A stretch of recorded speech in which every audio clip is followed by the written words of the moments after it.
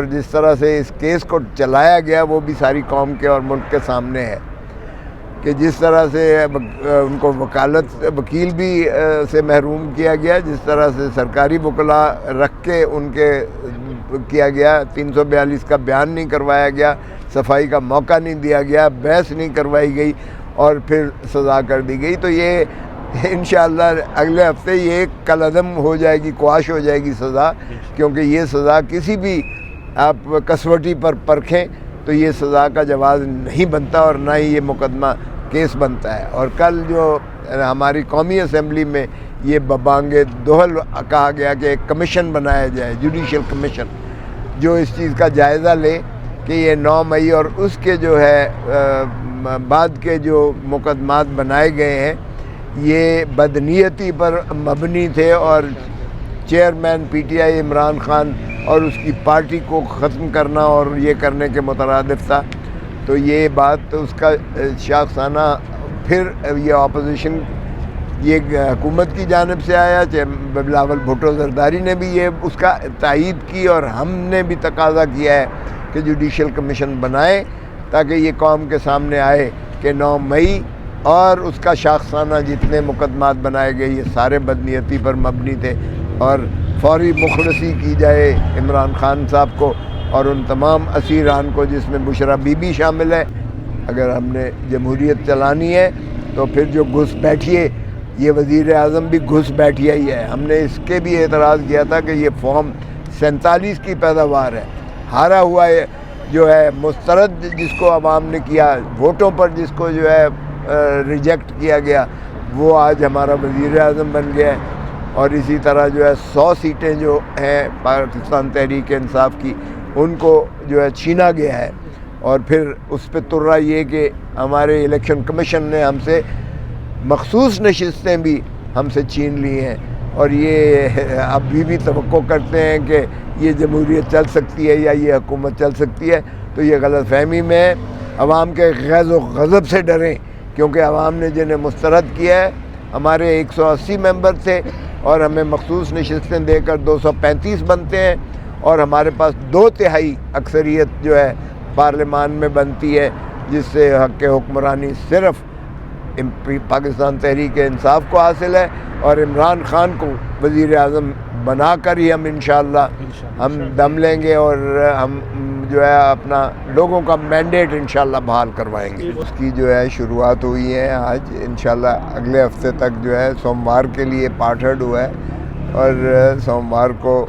اگلا ہفتہ انشاءاللہ یہ مکمل ہو جائے گا. یہ وہ کیس ہے جس میں میں سمجھتا ہوں کہ پاکستان کی عزت، ناموس اور وقار کو جس طرح سے للکارا گیا تھا. ایک ڈونلڈ لو نے ہمارے ایمبیسڈر اسد مجید کو کہا تھا کہ اگر عمران خان کو عدم اعتماد کے ذریعے آپ اس کو وزارت عظمیٰ سے نکالتے ہو تو امریکہ آپ کو معاف کر دے گا، وگرنہ آپ کو نتائج بھگتنے پڑیں گے. اب اس میں کوئی اچنبھے کی بات یہ ہے کہ نہ تو اس میں کوئی کسی آفیشیل سیکریسی ایکٹ کی کوئی وائلیشن ہوتی ہے، بلکہ یہ تو الٹا اسی کی مماثلت ہے جس طرح بھٹو کو ہینری کسنگر نے دھمکی دی تھی کہ اگر تم نے ایٹم بام بنانا بند نہ کیا تو تمہیں عبرت کا نشان بنائیں گے. اور بھٹو نے راجہ بازار میں یہ لہرایا تھا وہ سائفر اور بتایا تھا کہ دیکھو سپر پاور ہمیں دھمکی دے رہی ہے کہ ایٹم بام بنانا بند کر دو. تو یہ اس نے بھی دکھایا تھا. اور اب اگر عمران خان کو یہ دھمکی ڈونلڈ لو ایک جو ہے ایڈیشنل سیکرٹری کی جانب سے امریکہ کا دے رہا ہے تو اس کے حلف میں یہ بات مندرج ہے وزیر اعظم کے کہ وہ قوم کو کوئی ایسا مسئلہ جس میں وہ سمجھے کہ قومی مفاد شامل ہے وہ قوم کو اعتماد میں لینے کا اس کا فریضہ بنتا ہے. تو اگر اس میں عمران خان نے قوم کو بتایا اور وہ بھی اس وقت بتایا جب نیشنل سیکیورٹی کونسل نے یہ اس کی تصدیق کی کہ یہ پاکستان کے معاملات میں بلیٹنٹ انٹرفیئرنس ہے اور اسٹرانگ اور ایک سخت قسم کا جواب لکھا جائے، ڈیموش جس کو کہتے ہیں ڈپلومیٹک لینگویج میں،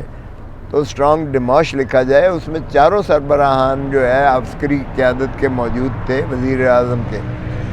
پھر جب انہوں نے ڈونلڈ لو کے اس حکم نامے پر عمل کرتے ہوئے سازشاً عمران خان کو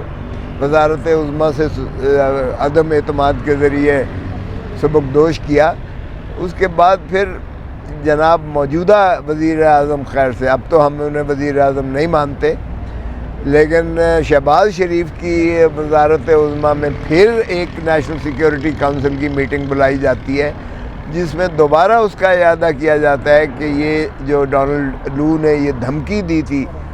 کہ پاکستان کے وزیر اعظم کو نکالو، یہ درست ہے، صحیح ہے، اور اس لیے یہ جواب لکھا گیا۔ اور اس وقت جو ہے اسد مجید جو ہمارا امبیسڈر تھا، اس کو بھی طلب کیا گیا تھا، اس کی سماعت بھی کی گئی تھی۔ تو مجھے نہیں سمجھ آتا ہے کہ یہ کیا کیس بنایا ہے جس میں سزا بھی کر دی بلڈوز کر کے نیچے سے۔